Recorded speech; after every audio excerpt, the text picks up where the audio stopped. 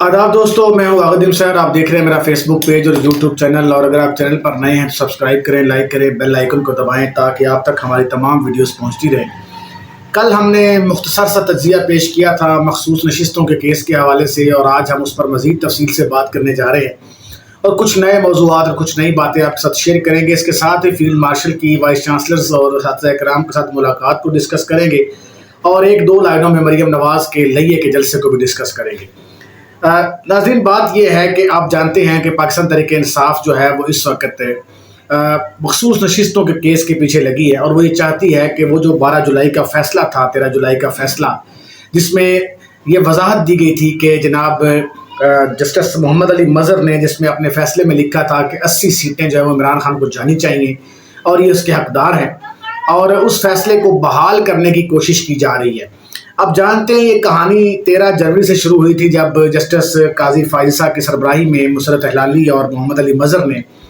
बल्ले का निशान वापस लिया था पाकिस्तान तहरीक-ए-इंसाफ से। और उस बल्ले के निशान वापस लेने के बाद जो पाकिस्तान के अंदर एक आइनी बहरान शुरू हुआ, जिसको सुप्रीम कोर्ट ने अपने फ़ैसले में वाज़े भी किया 12 जुलाई के, और उन्होंने ये वजाहत की कि इलेक्शन कमीशन ऑफ पाकिस्तान ने हमारे फ़ैसले की गलत तशरीह की है, और बल्ले का निशान वापस लेने का कतई मतलब ये नहीं था कि पाकिस्तान तहरीक-ए-इंसाफ बतौर पार्टी तहलील हो चुकी है या वो इलेक्शन नहीं लड़ सकती वगैरह वगैरह जो भी है। तो 12 जुलाई के फ़ैसले को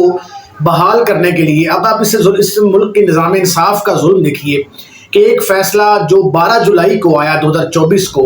आज मई 2025 आ गया है और ताहाल उस फैसले पर अमल नहीं हो सका। और इस फैसले के दरमियान रुकावटें पैदा करने के लिए जो हुकूमत ने किरदार अदा किया, वो हुकूमत जो फार्म 47 के तहत वजूद में आई, उस हुकूमत ने अपनी साख बरकरार रखने के लिए, अपनी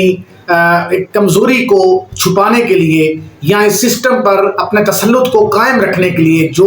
पाकिस्तान के अंदर मज़ीद इंतशार पैदा किया या बिगाड़ पैदा किया, उसकी सबसे बड़ी मिसाल ये है कि 12 जुलाई के फ़ैसले को रोकने के लिए आइनी तरमीम, 26वीं आइनी तरमीम और आइनी बेंच की तश्कील और वगैरह वगैरह वगैरह। तो एक लंबी बहस है जिसमें पाकिस्तान तहरीक-ए-इंसाफ को उनकी रिजर्व सीटें लेने से रोका गया, बल्कि ये जो 12 जुलाई का फैसला आया, इस फैसले को पोस्टपोन करने या इस पर अमल दरामद रोकने के लिए पाकिस्तान की हुकूमत की तरफ से, या आप समझ लें कि PDM2 की तरफ से जो किरदार अदा किया गया, उस पर भी ज़ाहिर है पाकिस्तान के अंदर सोशल मीडिया के ऊपर बहुत बहस होती रही।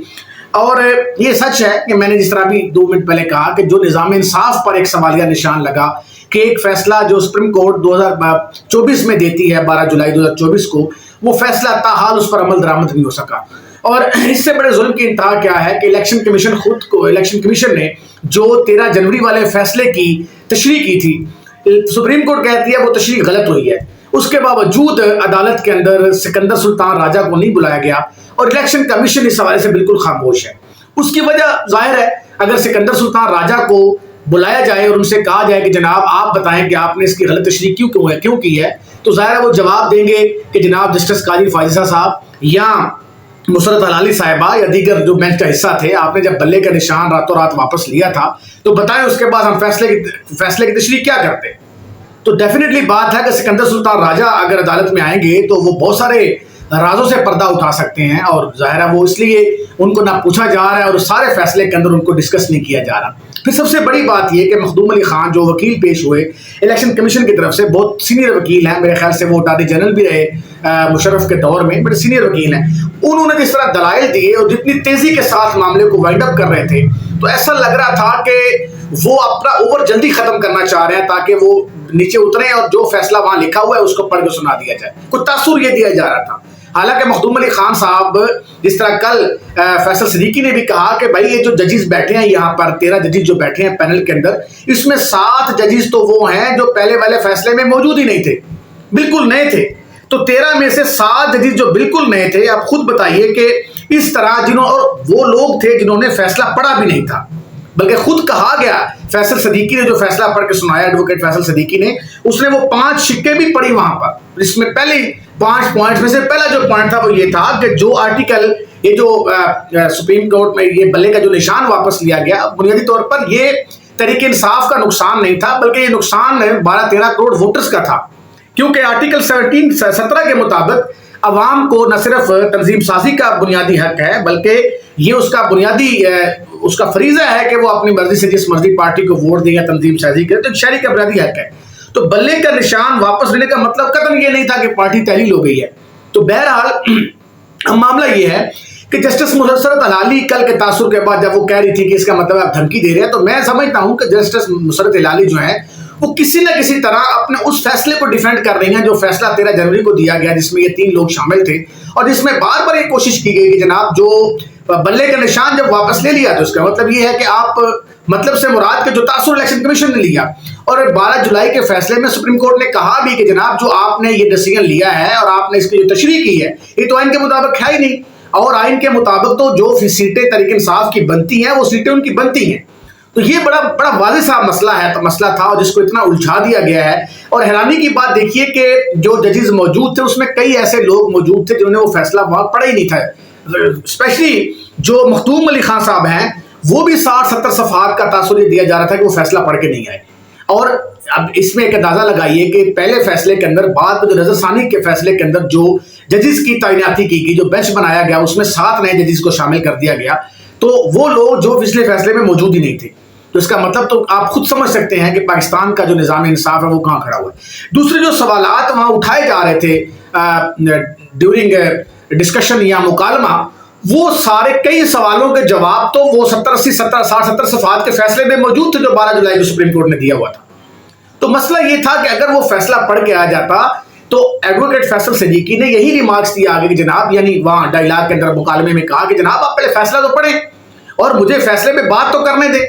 پھر انہوں نے وہ 5 پوائنٹ جو ہے ان کو پڑھا اور سنایا کہ جناب یہ دیکھیں جو آپ کا فیصلہ 12 جولائی کا دیا ہوا ہے، جس میں میرا خیال سے محمد علی مدر صاحب تھے جنہوں نے یہ فیصلہ دیا تھا کہ جناب عمران خان کو 80 سیٹیں ملنی چاہیے۔ اب وہ کس منہ سے اس فیصلے کو واپس لیں گے، کہ یا پھر وہ اس فیصلے پر شرمندہ ہیں کہ میں نے یہ فیصلہ کیسے دے دیا۔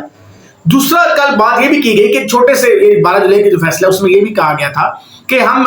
ملک کے اندر جو آئینی بحران پیدا ہوا اس کو ٹھیک کرنا چاہتے ہیں۔ تو اب اس میں یہ ہے کہ جو جسٹس قاضی فائزہ صاحب تھے، سابق چیف جسٹس تھے، یا پھر اس کے بعد مسرت ہلالی صاحب ابھی بھی بینچ کا حصہ ہیں، تو پہلے تو یہ بتایا جائے کہ یہ آئینی بحران کیوں پیدا کیا گیا، یا سکندر سلطان راجہ کو بلایا جائے، اس سے پوچھا جائے کہ جناب علی، جب ہم نے ایک فیصلے میں یہ بات کی نہیں کہ پارٹی تحلیل ہو گئی ہے یا وہ الیکشن نہیں لڑ سکتی، آپ نے اس کی غلط تشریح کیوں کی ہے؟ یہ ساری باتیں جب 12 جولائی کے فیصلے میں ہو رہی ہیں تو پھر اس فیصلے کو جو ہے وہ اس پر عمل کیوں نہیں ہو رہا؟ کہ فیصلہ 2024 جولائی میں آتا ہے، مئی 2025 آ گیا، 1 سال ہو گیا ہے، اس فیصلے پہ عمل نہیں ہوا، اور اس فیصلے کی رکاوٹ کے لیے کبھی آئینی بنچ بنایا جاتا ہے، کبھی 26ویں ترمیم کی جاتی ہے، کبھی ایگزیکٹو اداروں کو جو ہے وہ اختیارات دے دی جاتے ہیں، اس طرح مختلف ہیلوں بہانوں سے۔ بنیادی مسئلہ یہ تھا کہ تحریک انصاف کا وہ راستہ روکا جائے جس سے 78 کے قریب سیٹیں جو ہے وہ تحریک انصاف کے قومی اسمبلی میں اور صوبائی اسمبلی میں ان کو جاتی ہیں۔ 2 باتیں ہمیں دیکھنی ہیں۔ پہلی بات تو یہ ہے کہ اگر تو 13 جنوری کو فیصلہ دیا گیا جس میں سمبل واپس لیا گیا، اگر جسٹس مسرت ہلالی یا قاضی فائزہ یا جو بینچ کا حصہ تھے، اگر وہ اس فیصلے کو ابھی بھی ڈیفینڈ کرنے کی کوشش کر رہے ہیں، جس طرح میں نے کل ایک صحافی دوست بتا بھی رہے تھے کہ جسٹس مسرت ہلالی اور ان لوگوں کے اوپر ابھی پچھلے فیصلوں کا بوجھ ہے، اگر یہ اسی فیصلے کو جسٹس مسرت ہلالی ابھی تک پکڑ کے بیٹھی ہے کہ نہیں یار ہم نے سمبل واپس لیا تھا، تو پھر جو 12 جولائی کا فیصلہ تھا وہ فیصلہ کیا تھا؟ اور اگر 12 جولائی کے وہ 8-10 ججز جو بیٹھے ہوئے تھے بینچ کے اندر، وہ اگر یہ کہہ رہے ہیں کہ جناب تحریک انصاف کے ساتھ زیادتی ہوئی ہے، یہ سیٹیں ان کو ملنی چاہیے اور یہ الیکشن کمیشن نے اس کی غلط تشریح کی ہے، تو پھر پچھلا جو فیصلہ گیا وہ کہاں گیا ہے؟ اور پھر اگر 12 جولائی کے فیصلے پر ہی عمل درآمد ہوتا ہے، اسی کو فیصلے پر عمل درآمد ہوتا ہے، تو پھر الیکشن کمیشن اس میں قصوروار ہوگا، سکندر سلطان راجہ کو پکڑا جائے گا۔ اور اگر سکندر سلطان راجہ آتے ہیں تو پھر وہ یہ پول کھول دیں کہ جناب بلے کا نشان جب واپس لیا گیا راتوں رات اس کے پیچھے کیا کہانی تھی۔ تو یہ بڑی کڑیاں جڑی ہوئی ہیں میرا خیال سے۔ میں یہ سمجھتا ہوں کہ جس طرح ابھی میں اگلی جگہ بات بھی کروں گا کہ جو فیلڈ مارشل اس طرح کوشش کر رہے ہیں، اس وقت ملاقاتیں بھی ہو رہی ہیں، تو میں یہ سمجھتا ہوں کہ عمران خان نے یہ اس فیصلے میں بہرحال حق تو یہ ہے کہ سیٹیں ان کی بنتی ہیں، اور یہ فیصلہ میں نہیں دے رہا، یہ سپریم کورٹ فیصلہ دے رہی ہے۔ اگر اس کے باوجود یہ سیٹیں نہیں دیتے، یہ جو نظر ثانی ایک اب درخواست آئی ہے، اب ظلم کی انتہا دیکھیں کہ نظر ثانی کے اندر بینچ میں وہ لوگ شامل ہیں جو پہلے فیصلے میں تھے ہی نہیں۔ اس کا کیا مطلب ہے؟ اس کا مطلب یہ ہے، اور وہ 7 لوگ وہ ہیں، اور ان کے کئی لوگوں کے بارے میں یہ کہا جنہوں نے فیصلے نہیں پڑھا ہوا تھا۔ تو اس کے بعد آپ خود بتائیں، پھر 26ویں آئینی ترمیم اور آئینی بینچ یہ کیا کہانی ہے؟ صرف اور صرف ایک راستہ روکنے کی کہانی ہے۔ تو اب دیکھتے ہیں کہ یہ کہانی کس طرف جاتی ہے، تو میرا ذاتی خیال یہ ہے کہ جو ایک آئینی بحران پیدا ہوا جس کا فیصلے کے اندر ذکر بھی آیا، وہ آئینی بحران پیدا ہی 13 جنوری کے فیصلے سے ہوا تھا، جب ایک سیاسی پارٹی سے سمبل واپس لیا گیا۔ بنیادی طور پر وہ سیاسی پارٹی سے سمبل نہیں، سمبل جو ہوتا ہے وہ ہوتا ہے بنیادی طور پر ووٹرز کے لیے، جنہوں نے اپنے کینڈیڈیٹ کو جا کے ووٹ کاسٹ کرنا ہوتا ہے۔ تو وہ 13 کروڑ عوام جن کو آرٹیکل 17 جو کہتا ہے ان کو بنیادی تنظیم سازی کا حق دیتا ہے، بنیادی طور پر ڈیموکریٹک طریقے سے یا ان کے جمہوری حق پر جو ہے وہ ڈاکہ ڈالا گیا۔ تو بہرحال یہ بنیادی طور پر مسئلہ تھا جو ہم ڈسکس کرنے جا رہے تھے۔ اس کے بعد دوسرا جو کہانی ہے وہ یہ ہے کہ فیلڈ مارشل عاصم منیر صاحب نے وائس چانسلر، پرنسپل صاحبان اور سینئر اساتذہ کرام سے ملاقات کی ہے۔ اس کے علاوہ ملک بھر کے اندر جو کور کمانڈرز ہیں حاضر سروس، وہ مختلف کالجز کے اندر، مختلف یونیورسٹیز کے اندر، مختلف تعلیمی اداروں میں جا رہے ہیں اور 1 to 1 ملاقات کر رہے ہیں اساتذہ سے، بچوں سے، اور بنیان و مرصوص جو آپریشن ہے مارکہ حق اس کے حوالے سے بریف کر رہے ہیں۔ یہ سب کیوں ہو رہا ہے؟ اب سب جانتے ہیں کہ 2 سال کے اندر پاکستانی اسٹیبلشمنٹ نے عمران خان کے ساتھ پھڈے کی وجہ سے جو اپنی ساکھ خراب کی تھی اس کو 70% اس نے بحال کیا ہے پاک بھارت جنگ میں۔ اب اس بحالی کو، جس طرح میں نے کل ایک پوڈ کاسٹ میں بھی کہا، نعیم مسعود صاحب نے کہا کہ پاک بھارت جنگ میں صرف انڈیا نہیں ہارا، تحریک انصاف بھی ہار گئی تھی، کیونکہ عمران خان کا جو نیریٹو ایک بن چکا تھا، اس نیریٹو کو اس جنگ میں شکست کے بعد انڈیا کو پاک فوج نے اپنا امیج ڈیولپ کیا۔ اب اس امیج کو تعلیمی اداروں میں لے کے جایا جا رہا ہے کہ اساتذہ کرام بچوں کو، آنے والی نسلوں کو پاکستان کی کہانی سنائیں، طالب علم آنے والی نسلوں کو کہانی سنائیں، نوجوان کہانی سنائیں۔ مقصد ایک ہی ہے، کسی طریقے سے وہ امیج مزید بحال ہو جائے، اور وہ اگر امیج مزید ڈیولپ ہوتا ہے تو صورتحال عمران خان کے لیے خراب ہوگی یا بہتر ہوگی۔ یہ بڑا بنیادی مسئلہ ہے جس میں یہ کہا جا رہا ہے کہ عمران خان کی رہائی، ایک صورت یہ ہے کہ عمران خان رہا ہو رہے ہیں، لیکن دوسری طرف یہ بھی ہے کہ فوج نے بڑی کوشش کے بعد، بڑی ہمت کے بعد ایک اللہ نے موقع دیا جنگ کا، اور پھر دیکھیے کہ اس موقع میں پاکستانی فوج نے بڑا اہم کردار ادا کیا اور دنیا نے ہماری فتح کو تسلیم کیا، اور یہ ظاہر ہے اس پر کنٹریبیوشن پاک فوج کو جاتا ہے۔ اس کے بعد انہوں نے ملک بھر کے اندر جو تعلیمی اداروں کا رخ کیا، آپ دیکھیے جنگ سے پہلے تعلیمی اداروں کے اندر جو پاکستانی گورنمنٹ کا کوئی آدمی جاتا تھا، کوئی منسٹر جاتا تھا، کوئی وزیر جاتا تھا، یا کوئی آپ دیکھ لیں یہ گئے تھے لمس کے اندر جو شاید کوئی کور کمانڈر تھے، کون ہمارے فوج کے اہم سربراہ گئے تھے، تو اس کے ساتھ کیا سوال جواب وہاں پہ شروع ہو گیا۔ تو مسئلہ یہ ہے کہ سلسلہ تھا ہمارے ہاں اور اس سلسلے کو روکنے کی کوشش تھی، تو یہ جو ابھی ہمیں ایک موقع ملا ہے تو پاک فوج اس موقع کو ضائع نہیں کرنا چاہتی، لیکن میں یہ سمجھتا ہوں اسی موقع کے ساتھ ایک اہم ترین موقع یہ ہے کہ پاکستان کے اندر سیاسی طور پر جو ایک انتشار پیدا ہوا، وہ انتشار 13 جنوری سے شروع ہوا، وہ 9 مئی سے پہلے شروع ہوا یا بعد میں شروع ہوا، اور پوری لمبی کہانی وہ 2.5-3 سال سے چلتا آ رہا ہے۔ بلکہ میں اگر پیچھے چلا جاؤں، جب آپ یہ کہتے ہیں کہ آپ آنے والی نسلوں کو پاکستان کی کہانی سنائیں، تو سیاسی انتشار تو پچھلے 15-20 سال یا 30 سال سے پاکستان کے اندر چل رہا ہے۔ اس سیاسی انتشار کو ختم کرنے کے لیے اگر پاک فوج اپنا کردار ادا کرتی ہے اور سیاستدانوں کو ایک ٹیبل پر اکٹھے کرتی ہے تاکہ ایک ڈیموکریٹک چارٹر ہو جائے، لیکن میرا خیال سے مشکل کام ہے چارٹر آف ڈیموکریسی، کیونکہ پہلے ہوا تھا اور اس کو توڑوانے میں کس نے کردار ادا کیا تھا آپ سب جانتے ہیں۔ تو بہرحال اب یہ پاک فوج جو اپنی کوشش کر رہی ہے اور ہم دیکھتے ہیں اس میں کیا صورت ہے، لیکن فی الحال تو میں یہ سمجھتا ہوں کہ پاک فوج نے 70-80% اپنا امیج جو ہے